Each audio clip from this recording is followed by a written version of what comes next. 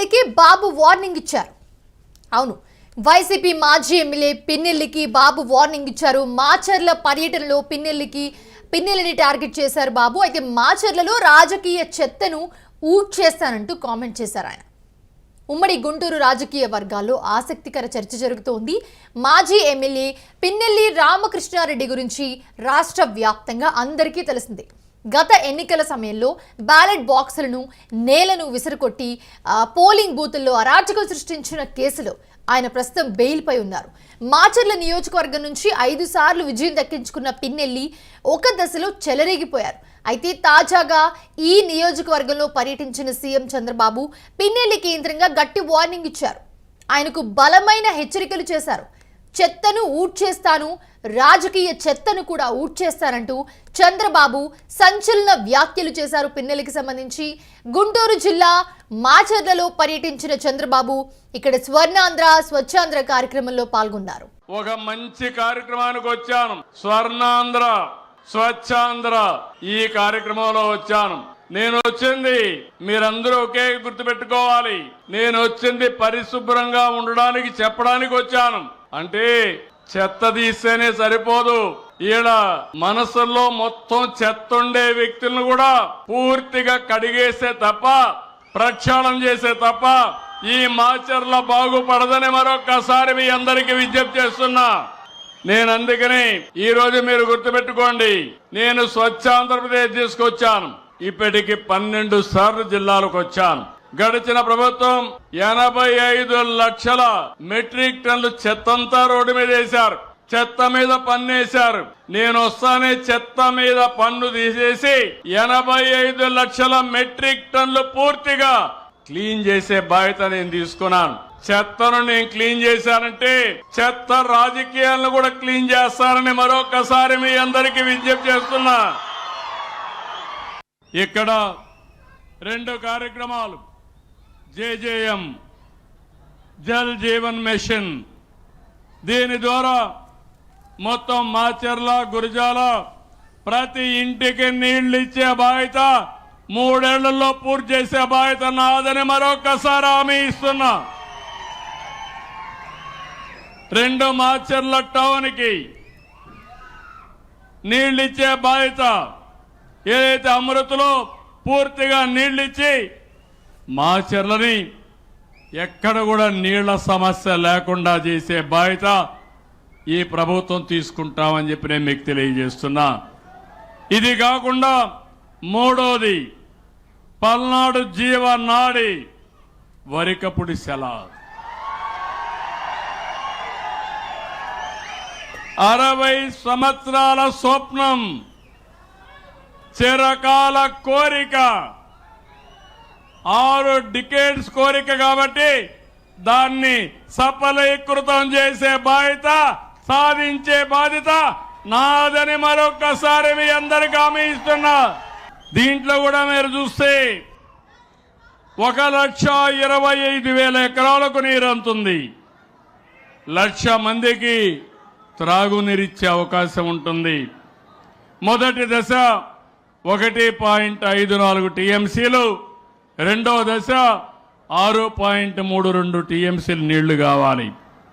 ఈ 2 కూడా చేసే బాధ్యత ఈ ప్రభుత్వం తీసుకుంటాం.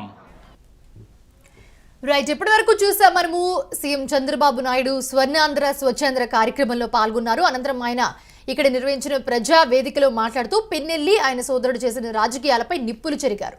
తాను గతంలో మాచర్లలో పర్యటించాలని ప్రయత్నించారని, అయితే అప్పట్లో తనను రాకుండా అడ్డుకున్నారని, అంటే మాచర్లలో ఏ మేరకు ప్రజాస్వామ్యం ఉందో అర్థమవుతుందని చంద్రబాబు చెప్పారు.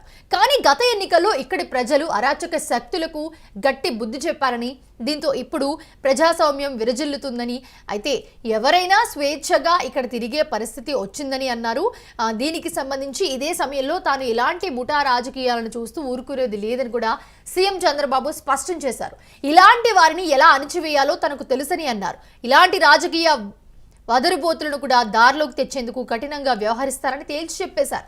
ఒకప్పుడు రాయలసీమను ఫ్యాక్షన్ నుంచి ఎలా బయటపడేశానో నాటి అధికారులకు ప్రజలకు కూడా తెలుసన్నారు చంద్రబాబు.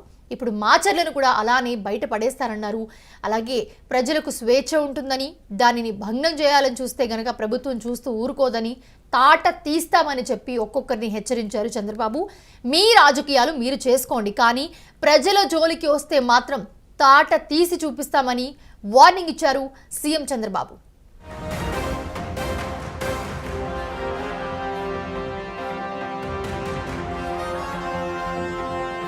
ఇది సాధ్యం కాదు, ఈ ప్రాజెక్ట్ ఇవ్వలేవు.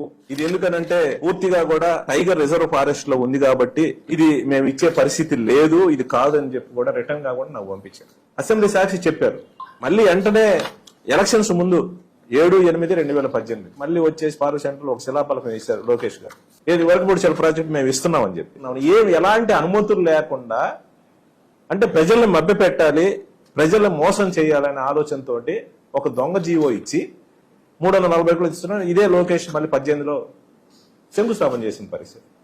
కానీ ఆ తర్వాత 16లో జగన్మోహన్ రెడ్డి గారు కరువు ధర్నా కార్యక్రమం భాగంగా మాచర్లు వచ్చినప్పుడు నేను మళ్ళీ కూడా జగన్మోహన్ రెడ్డి గారు చెప్పడం జరిగింది, అన్న మాకు ఈ ప్రాంతంలో అవసరం, ఖచ్చితంగా ఏదైనా మీరు చేయాల్సిందే అని అంటే పబ్లిక్ మీటింగ్ లో ఖచ్చితంగా మనం అధికారంలోకి వస్తున్నాం, వరకపుడిసెల ప్రాజెక్టు ఖచ్చితంగా మనం ఇస్తున్నాం, అన్ని అనుమతులతోటి మనం ఇస్తా ఉన్నాం, ఇదే విషయం ప్రజలకు చెప్పండి, రైతులకు చెప్పండి, రైతులు ధైర్యంగా నిబ్బరంగా ఉండమని చెప్పి జగన్మోహన్ రెడ్డి ఆదేశాల మేరకు నేను ప్రజల దగ్గర పోయి ఖచ్చితంగా ఇస్తున్నామని కూడా చెప్పడం జరిగింది. కానీ ఆ తర్వాత 2019 అధికారంలోకి వచ్చిన తర్వాత దాని మీద చాలా ఎక్సర్సైజ్ చేశాం.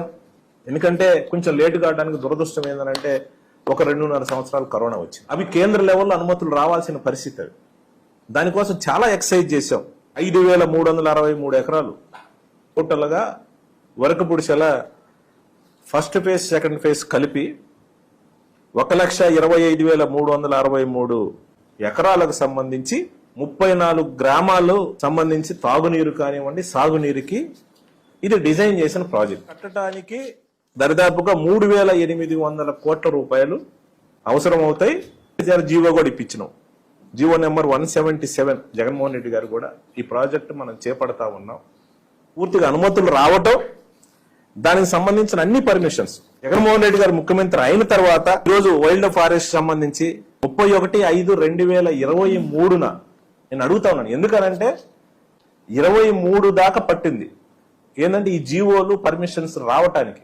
ఎందుకంటే ముందు కరోనా ఉంది కాబట్టి ఇవన్నీ వచ్చిన తర్వాత జగన్మోహన్ రెడ్డి గారిని మాచర్ల తీసుకొచ్చి శంకుస్థాపన చేయించి ఆయన చేత కూడా చెప్పడం జరిగింది. పూర్తి అనుమతులు వచ్చిన తర్వాత మేము చేయడం జరిగింది. ఖచ్చితంగా ఈ ప్రాజెక్ట్ పూర్తి చేస్తాం. ఏదైతే మీ నోటి గుండా ఇది సాధ్యం కాదు, ఈ ప్రాజెక్ట్ కట్టలేమని అసెంబ్లీ సాక్షిగా ఇదే చంద్రబాబు నాయుడు ముఖ్యమంత్రిగా ఉండి చెప్పిన ప్రాజెక్టుని జగన్మోహన్ రెడ్డి గారు కేంద్ర ప్రభుత్వంతో మాట్లాడి నాటి ప్రధానమంత్రిని ఒప్పించి అక్కడ దాకా తీసుకొచ్చి పెట్టాం. ఇంకా డబ్బులుంటే పనిచేయటమే, వేరేది ఏం లేదు. ఇలాంటిది ఇదేదో మేమే తెచ్చాం సోషల్ మీడియాలో సంకలు కొట్టుకుంటా ఉన్నారు ఈరోజు బ్రహ్మారెడ్డి. నువ్వు శూన్యం, నువ్వు ఎంత సోషల్ మీడియాలో నువ్వు ఏ రకంగా ప్రచారం చేసుకున్నా నువ్వు జీరో. వరకపుడిసెల దాంట్లో నువ్వు చేసింది ఏం లేదు. నీకు చేతనైతే 3,807 కోట్ల రూపాయలు ఏవైతే ఉన్నాయో రేపు వచ్చే బడ్జెట్ సమావేశాల్లో వరకపుడిసెలకు సంబంధించి 3,807 కోట్ల రూపాయలు బడ్జెట్ లో నువ్వు కేటాయింపు చేతన చేయించి పనులు ప్రారంభించు.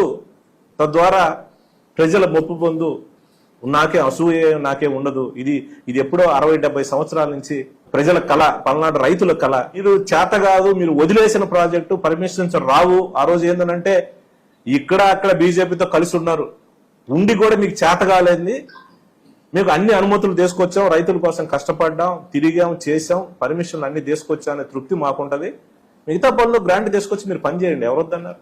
ప్రాజెక్టుకు సంబంధించి ఏదైతే 3,807 కోట్ల రూపాయలు నువ్వు బడ్జెట్ లో పెట్టించు, పని చేయించమని కూడా బ్రహ్మారెడ్డి నేను డిమాండ్ చేస్తా ఉన్నాను. మొదటిసారి ఎమ్మెల్యే అయ్యావు,